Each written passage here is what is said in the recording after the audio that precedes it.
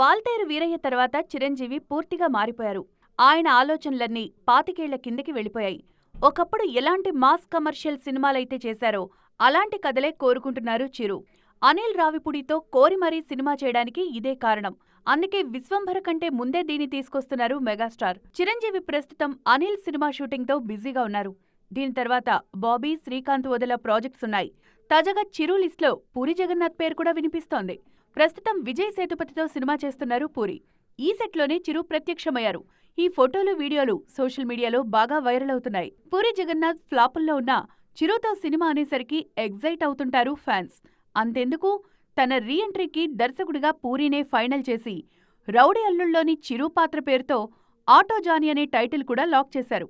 కాకపోతే first half నచ్చినా second half కథ కుదరక చివరి నిమిషంలో ఆటో జానీ షెడ్డుకు వెళ్ళింది. అప్పట్నుంచే ఈ కాంబో కోసం ఫ్యాన్స్ వెయిటింగ్. సినిమా ఆగిపోయినా చిరు, పూరి మధ్య రిలేషన్ బాగానే ఉంది.